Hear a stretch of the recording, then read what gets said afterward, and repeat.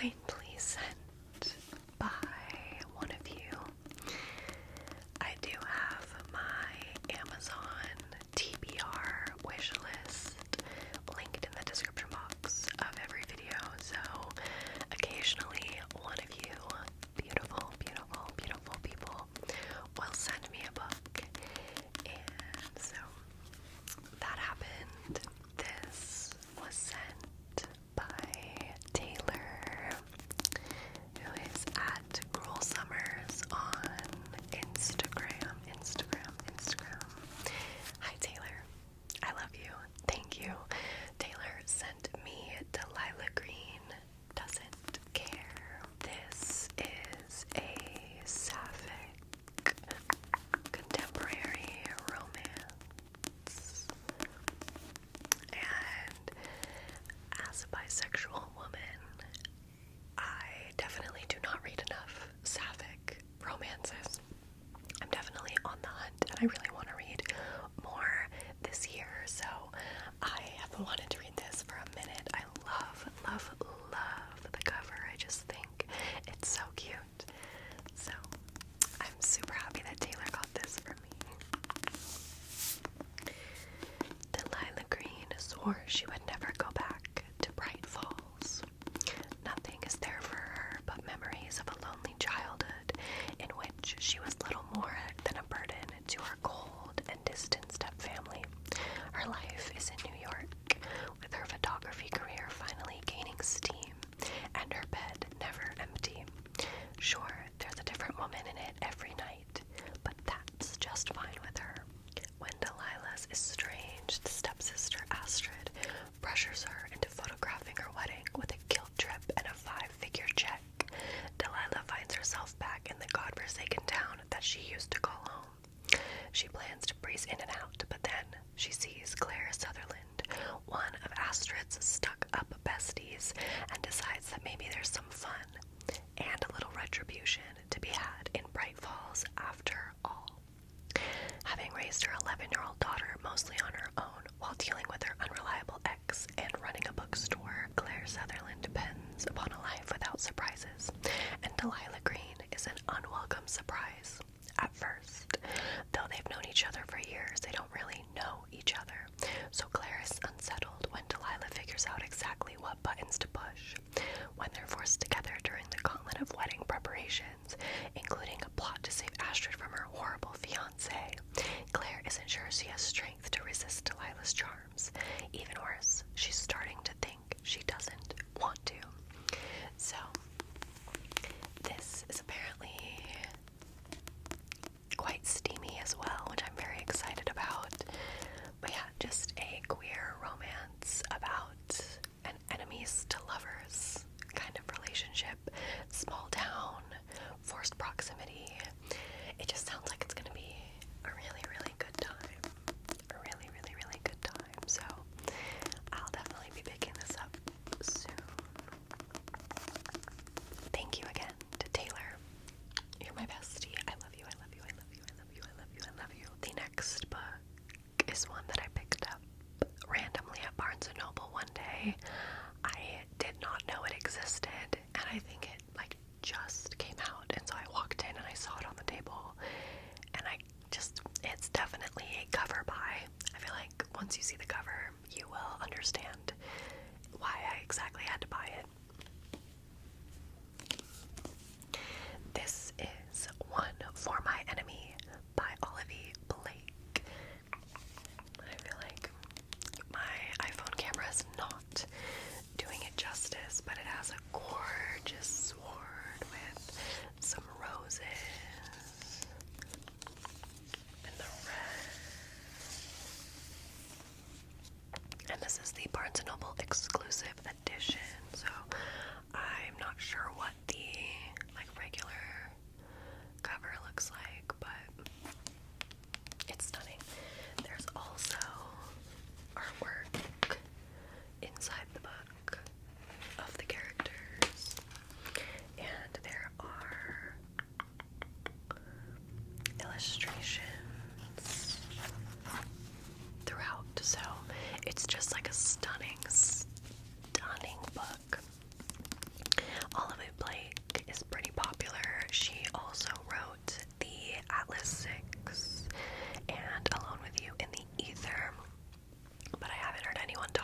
this. This is about two crime families that are like rivals. So, on one side of the conflict are the Atanova sisters, each one beautiful, cunning, and ruthless, and their mother, the elusive supplier of premium intoxicants, known only as Baba Yaga. On the other side, the influential Fedorov brothers serve their father, the crime boss known as Koshchi the Deathless, whose community extortion ventures dominate the shadows of magical Manhattan. So it's set in like a magical New York, which I love. After 12 years of tenuous coexistence, a change in one family's interests causes a rift in the existing stalemate. When bad blood brings both families to the precipice of disaster, fate intervenes with a chance encounter, and the aftershocks of resurrected conflicts. Everyone must choose a side. As each of the siblings struggles to stake their claim, fraying loyalties threaten to rot each side from the inside out. A family of 4 women and a family of 4 men in like a fantastical New York setting. And I feel like there's, if I know anything about Olivia Blake, there's probably some romance in here somewhere. But I'm just very excited about it. The vibes. It just sounds like it'll be such an interesting read. If there's one thing that I feel like Olivia Blake nails, it's like the aesthetic with her books. I have yet to read The Atlas Six, which is the only other one that I own, but I knew I would want to get to this eventually, so I picked it up. If any of you have read this, let me know how you felt about it in the comments, because I've heard no one talk about it, so I don't know, but I'm excited. It says, comes an intricate web of love, magic, and rival witch families in New York City. So they're witches. Oh my god, that's even better. That's even better. I thought they were like mafia crime, but I guess they're witches. I mean, like, what more do you need what more do you need? Love, magic, and rival witch families. Sign me up. I'm actually gonna read this like very soon now. That just made my interest peak even higher. So yeah, One for My Enemy by Olivia Blake. Okay, next book is one that I ordered online. I had to get it delivered from Book Depository because I think it shipped from the UK or maybe Australia. I don't know. Either way, you could not get the paperback of this book in the US. It's not out yet. I don't think it comes out until like August or something, but I've wanted to read it so bad, and I knew I wanted the paperback, so I got it internationally, and it was so worth it because the paperback is stunning. It is Tomorrow and Tomorrow and Tomorrow by Gabrielle Seven. Look at the holographic foiling on this. Oh my gosh, like, is this not the prettiest book you've ever seen? Wow, it's stunning. And even the back with the rainbow is just so beautiful. It's so beautiful. So yeah, I'm very happy to have this. This is a book that I am predicting will be a favorite. This is a 5-star prediction. I feel like I'm going to love this because I know it's about romance and video games, and I've heard nothing but great reviews, so.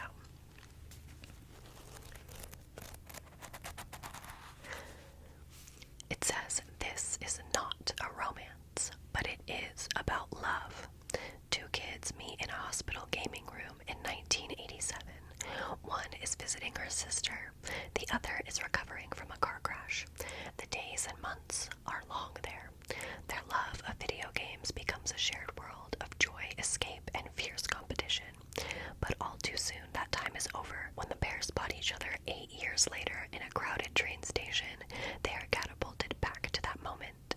The spark is immediate, and together they get to work on what they love, making games to delight, challenge, and immerse players, finding an intimacy in digital worlds that eludes them in their real lives. Their collaborations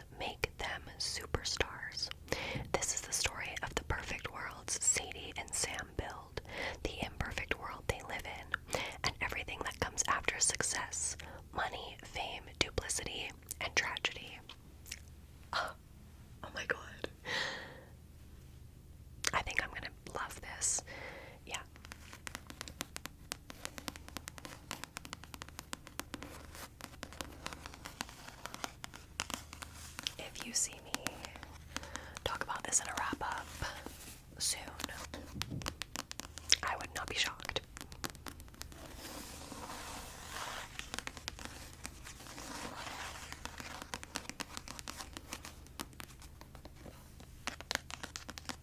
So yeah,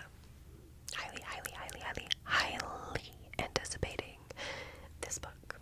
Okay, so yes, this is the Penguin Random House UK paperback, and I will say, sometimes I will order books from other countries, like different editions that I like the covers more or whatever, but books that I get from the UK are always stiff as hell. Like, it's so stiff. Whereas like a US paperback is very flimsy and floppy, which I prefer.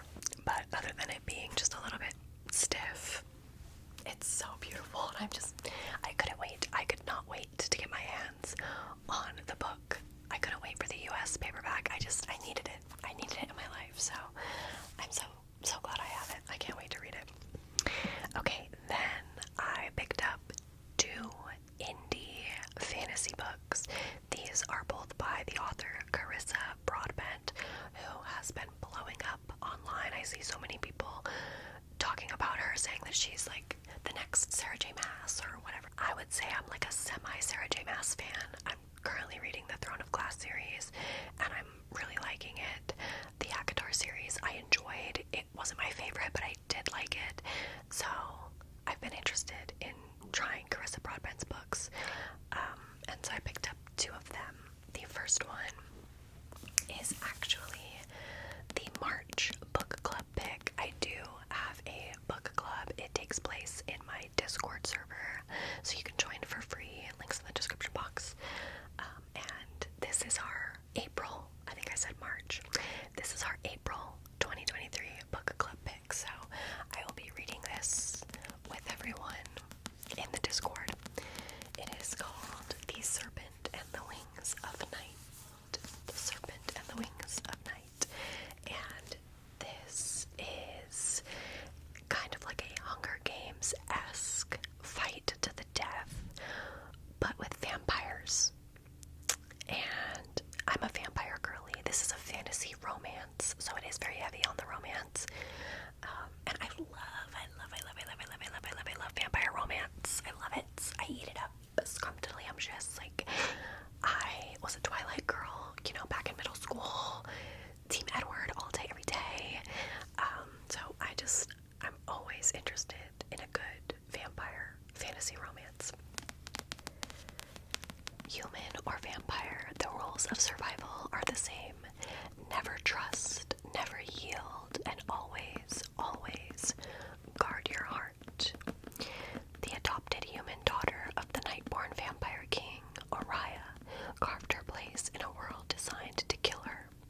Her only chance to become something more than prey is entering the Kashari, a legendary tournament held by the goddess of death herself. But winning won't be easy against the most vicious warriors from all 3 vampire houses. To survive, Oriah is forced to make an alliance with a mysterious rival. Everything about Rain is dangerous. He is a ruthless vampire, an efficient killer, an enemy to her father's crown, and her greatest competition. Yet what terrifies Oriah most of all is that she finds herself oddly drawn to him. It just sounds so good. This is another 5-star prediction. I really hope that I love it. And I believe it's going to be a trilogy, or there are at least 3 books that have been confirmed. The second book is already out, and then the third book comes out this month. So I really hope I love this.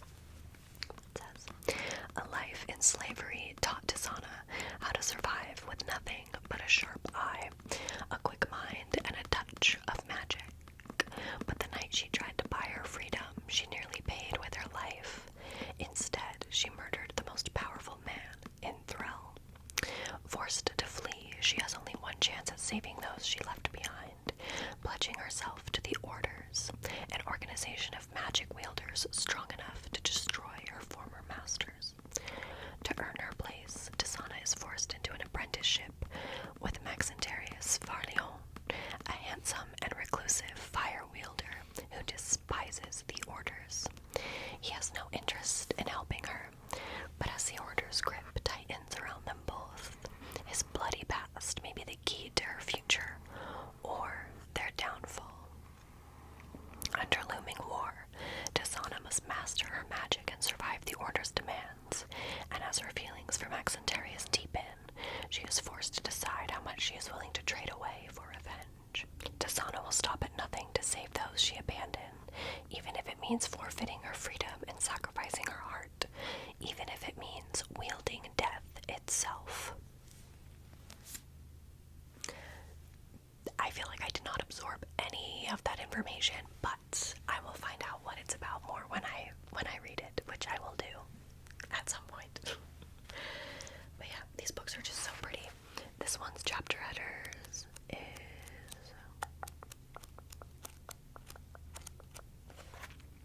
a little butterfly.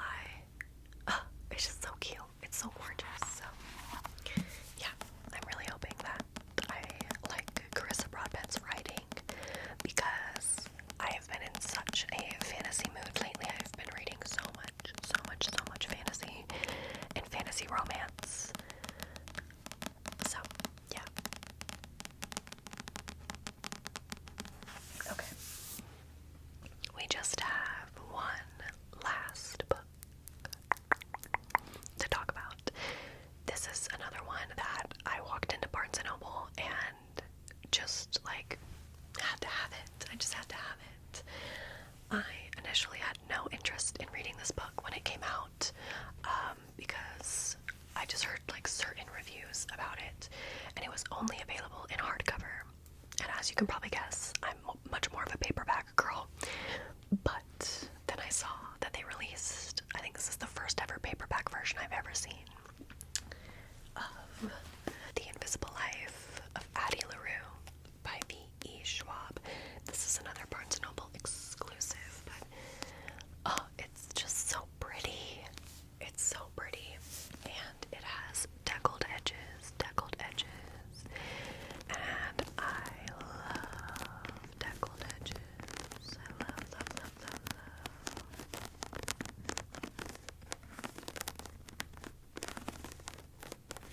That is a stunning trigger.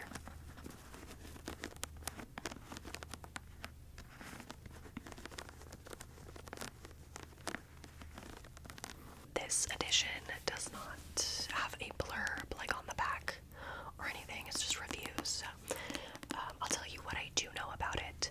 It's about this girl named Addie LaRue, and she makes a deal with the devil, basically, to where she can live forever, but no one will remember her. So she can meet someone, talk to them for a few minutes, whatever, but the second they leave or like they're away from her, they will forget that she exists. And then I think one day she meets someone and he remembers her, and it's the first time anyone's ever remembered her, and it goes from there. I don't really know much else, but the reason that it took me so long to be interested in this was I just heard that a lot of people say that it's quite slow. It's like pretty slow paced, and I think that that was intentional. Like, I think the Schwab meant it to be like that,